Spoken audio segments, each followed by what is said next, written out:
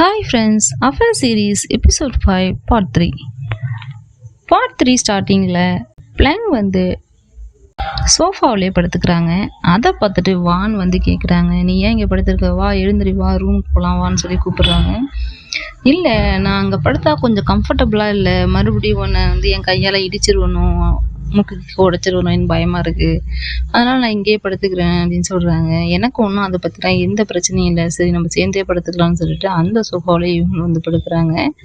Plunge அதுக்கு வான் வான் வான்னு சொல்லிட்டு அவங்க ஒரு மாதிரி வான்ங்கிற பேரை சொல்லுவாங்க, அந்த மாதிரி சொல்லிகிட்டே இருக்காங்க. வான் அதெல்லாம் காதில் வாங்காமல் பெட் அங்கே படுத்தது மட்டும் இல்லாமல் அவங்க பிடிச்சி நல்லா டைட்டாக ஹக் பண்ணுது.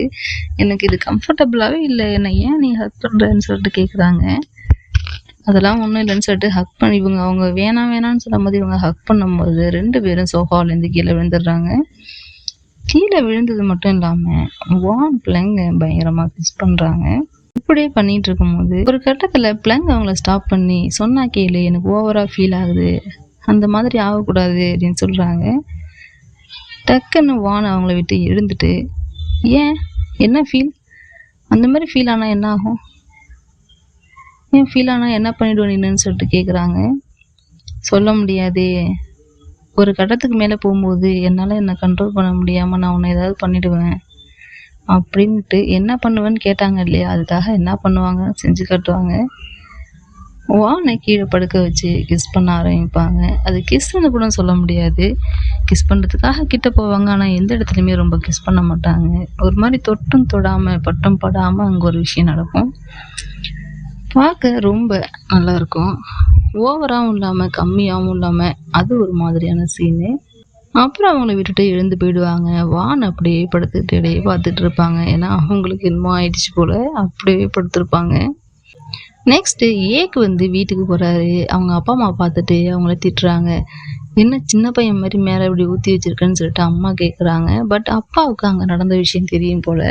அவங்க அப்பா ஏக்க திட்டுறாரு, நீ என்ன இப்படி இருக்க, ஏன் இப்படி மோசமாக இருக்க, உன்னோட பர்சனல் லைஃப்பை கூட உன்னால் ஹேண்டில் பண்ண முடியல, நீ எல்லாம் பிஸ்னஸில் என்ன ஹேண்டில் பண்ண போகிற,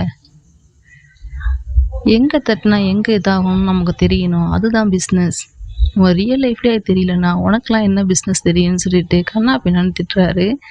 அதையெல்லாம் காரை வாங்கிட்டு ஒரு பதில் கூட சொல்லாமல் அவங்க பாட்டு கடன்னு வீட்டுக்குள்ளே போயிடுறாரு.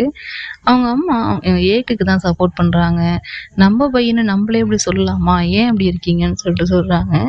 பட் அவங்க அப்பா வெளில பயங்கரமாக கத்திக்கிட்டு இருக்காரு.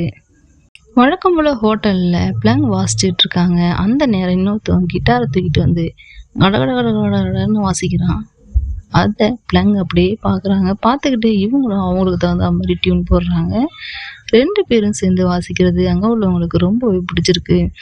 எல்லாரும் கிளாப் பண்ணுறாங்க. எல்லாருக்கும் வணக்கம் வச்சுட்டு பிளங் அந்த இடத்த விட்டு வெளில வராங்க. வரும்போது அந்த கிட்டார் வாசித்த பையன் ஓடி வந்து பேசுகிறான், என் பேர் இது, உங்கள் பேர் என்னன்னு சொல்லிட்டு கேட்குறான். 2 பேரும் இன்டர்வியூ ஆகிக்கிறாங்க.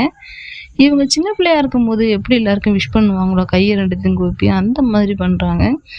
நம்மலாம் யங்ஸ்டர்ஸ் தானே, ஏன் சின்ன பசங்க மாதிரி விஷ் பண்ணுறீங்கன்னு சொல்லிட்டு இவர் சொல்கிறாரு. இன்றைக்கி நீங்கள் நல்லா வாசிச்சிங்க, பட் என்னை மன்னிச்சிருங்க, உங்ககிட்ட சொல்லாமல் திடீர்னு வந்து நான் வாசிச்சிட்டேன், அது தப்பு, நான் சொல்லிட்டு தான் வந்திருக்கணும், ஐம் எக்ஸ்ட்ரீம்லி சாரின்னு சொல்லிட்டு இவர் சொல்கிறாரு. 2 பேரும் பேசுகிறாங்க. அந்த நேரம் ஏக்கு அங்கே வராரு. ஏக்கு வந்து 2 பேரும் தானாகவே இன்ட்ரோ ஆகிட்டீங்களா, ரொம்ப சந்தோஷம், இனிமேல் இவர் உங்க கூட சேர்ந்து வாசிக்க போகிறாரு, அது நான் முன்னாடியே சொல்லியிருக்கணும், பட் சொல்லலை, கொஞ்சம் சர்ப்ரைஸாக இருக்கட்டுமே விட்டுட்டேன், இங்கே மட்டும் இல்லை ஃப்யூச்சர்லேயும் நீங்கள் 2 பேரும் சேர்ந்து வாசிக்கணும்னு எனக்கு ஆசைன்னு சொல்லிட்டு சொல்கிறாரு. இவர் எதை மீன் பண்ணி சொல்கிறாருன்னா 2 பேரும் லவ் பண்ணணுங்கிற விஷயத்தை பற்றி தான் சொல்கிறாரு. ஓகே, நான் இங்கேருந்து போயிட்டு வரேன்னு சொல்லிட்டு அங்கேருந்து அவங்க கிளம்பிடுறாங்க. இவங்க கிளம்புனதுக்கப்புறம் ஏக்கும் அந்த பையனும் பேசிக்கிறாங்க, அந்த கிட்டாரிஸ்ட்டும்.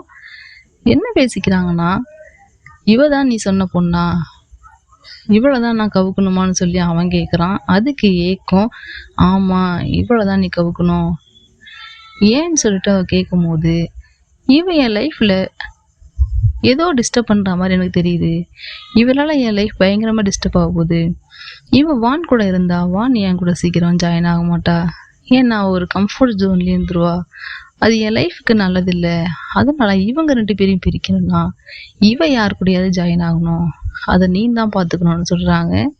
அதுக்கு அந்த பையன், எப்பா எவ்வளோ பெரிய ஐடியாப்பா, உன்னால் மட்டும்தான் இப்படிலாம் யோசிக்க முடியும். என்ன இருந்தாலும் நீ ஒரு பிஸ்னஸ் மேன் நிரூபிச்சிட்ட. சரி, உனக்காக இல்லைனாலும் எனக்கு இந்த பொண்ணை ரொம்ப பிடிச்சிருக்கு, பட் அதனால் நான் ட்ரை பண்ணுறேன்னு சொல்லிட்டு இவனும் சொல்கிறான். அப்போ தான் நமக்கு எல்லா விஷயமும் புரிய வருது. தான் இந்த பையனை அரேஞ்ச் பண்ணியிருக்கான், அதுவும் வானும் பிளாங்கும் பிரியணுங்கிறதுக்காகவே அரேஞ்ச் பண்ணியிருக்கான். இதுக்கப்புறம் நடக்க போதெல்லாம் கொஞ்சம் ட்விஸ்டடாக தான் இருக்கும்னு நினைக்கிறேன். இதோட இந்த பார்ட் முடிஞ்சிருது. நெக்ஸ்ட் பார்ட்டில் மீட் பண்ணலாம்.